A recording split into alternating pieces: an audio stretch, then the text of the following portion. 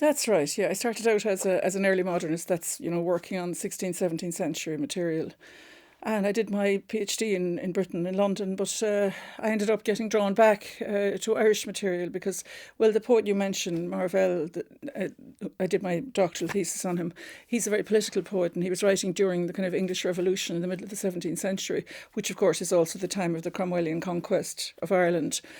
And it started as a sort of accident. Somebody asked me to write a piece about Ireland at the time, and then I got completely fascinated because Irish history is full of those kind of contestations, and it was really interesting to see how differently it was, how differently it looked from Ireland to the way that I had been taught to view it from England.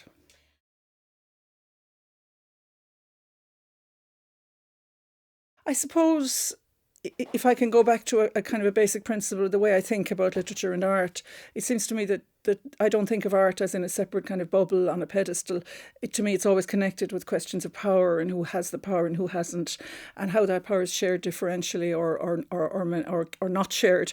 And as I said earlier, Irish literature, it constantly enacts those problems and investigates them. And I became more and more interested in women's work and in women's relative dispossession in terms of cultural agency, which is a worldwide problem, as we know, and is a matter of social justice more broadly, and injustice. But it's especially relevant, I think, to Irish literature in Irish traditions, but also in the fairly recent traditions of Irish literature in English since about the 18th century.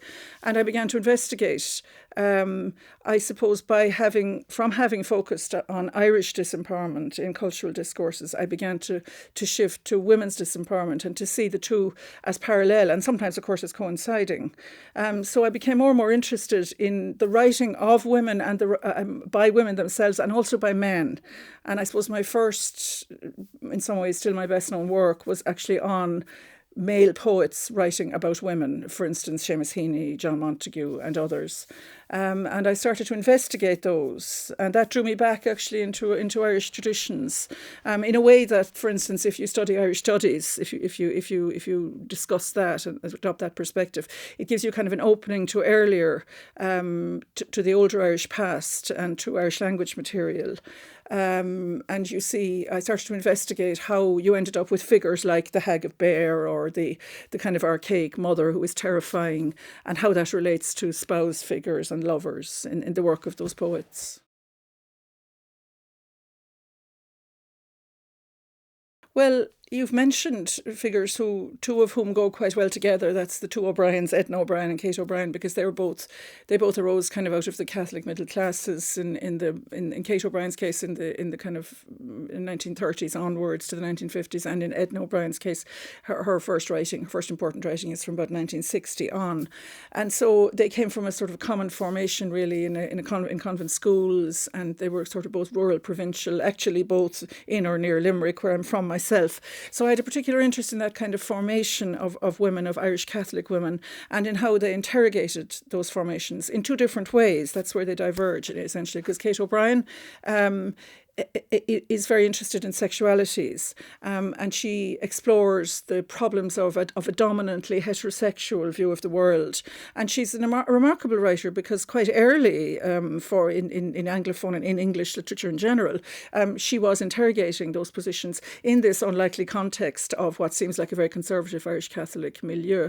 And in Edna O'Brien's case, she became a migrant writer, and when she went to London in particular, she became a very important writer from 1960 on, and in some ways a lot of later Irish writing seeds from her work, but because of the tendency in literary criticism to subordinate women as well as in the society that it comes out of, Edna O'Brien has never really been given her due until very, very recently. And I think that is happening now. And I suppose I was trying to work in both cases to see that these women's work was put back into the record from which it had come. You asked me about perspectives that I use. I suppose I've become more and more interested in, and I find most useful, the perspective of psychoanalysis. not really primarily Freudian psychoanalysis, but the revisionary work done by feminists and others in later decades. And can I say something here? There's kind of prejudice against psychoanalysis, especially by people who are socially minded. I mean, they think it's only to do with being somebody like Woody Allen who has a lot of money and lives in New York, and that it's all to do with your private life. But to me, psychoanalysis and social feminism are continuous, and I see one as as illuminating the other and leading to a broader view, which is ethical and ideological, really, as well as emotional. Poetry was my first love, and while I have worked a lot on fiction as well, I suppose it is still what you might call my default position. It's the thing that draws me most. And I regret that a lot of students these days seem to feel less capable in approaching poetry than they used to. Though that's, I think, a bit less the case in Ireland than elsewhere, because we have a culture in Ireland, as you know, which is still very oral, and the workshopping and the practice of poetry is very lively in Ireland. I think, was it Patricia Coughlan who said there was always a standing army of never less than 800 Irish poets, or some such figure, and it's not untrue, really. I think in poetry you have a kind of concentration both of meaning and of beauty, which is extraordinary and not to be found in other genres.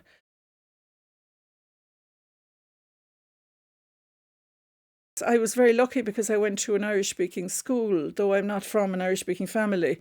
And so I was given this priceless access, really, to this realm where I could read Irish and understand something about the traditions of Irish, as well as English. And to me, I feel intensely, and the older I get, and the more the Gaeltacht kind of recede, and the more the Irish language seems to be in trouble, the more I feel that actually it is a shared culture, and we are a bilingual culture, and we're kind of a bicultural culture, if you see what I mean.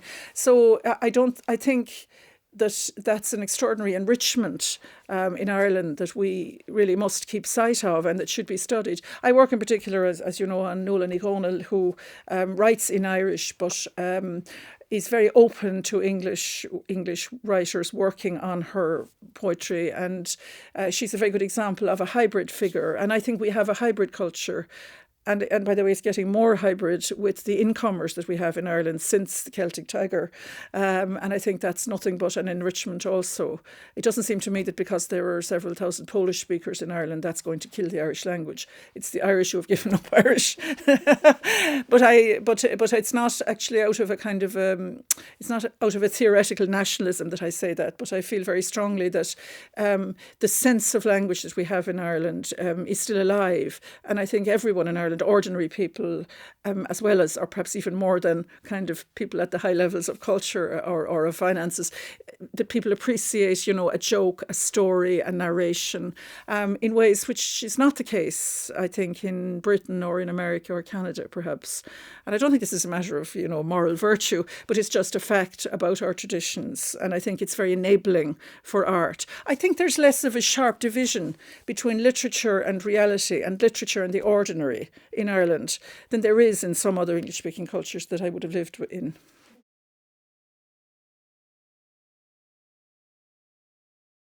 Well, that's a difficult one, really, because it's very hard to have a sense of where you fit in yourself, really. Well, I suppose what I've said, just been saying about my sense that the culture is unified and that its hybridity doesn't make a big disjunction between Irish and English. And similarly, I suppose I'd like, if anyone were to be rereading me or remembering me, I would like to be remembered as somebody who never wanted to lose sight of either the ethical and moral issues in literature and its uses, or the uses of beauty, art. To me, art and ideology are always bound up together. And that's really, I suppose, in one way what I learned when I did my doctorate, because Marvell, as I said at the beginning, is a poet of conflict.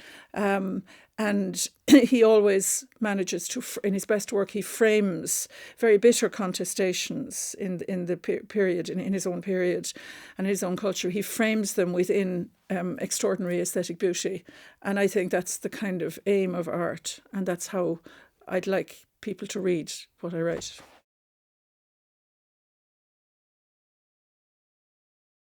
Well, I didn't set out, so to speak, to study my navel, but I think the province of Munster, which, is the name of the province that Cork is part of, is incredibly rich in writing, both Irish and English, and in fact, in women's writing, both Irish and English. One of the areas I've worked on is the writings of and the oral compositions of Peg Sayers, who was a Blasket woman who dictated some of her autobiography to her son and other parts, and was also a very famous storyteller.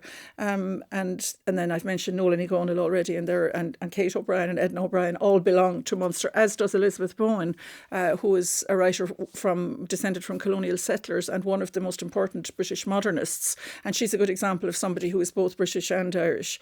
So I suppose I have been drawn to Munster, and I'm very attached to its landscape, which, while there are many beautiful landscapes in Ireland, I think there are scenes and there's a range of different landscapes in Munster, which is altogether exceptional.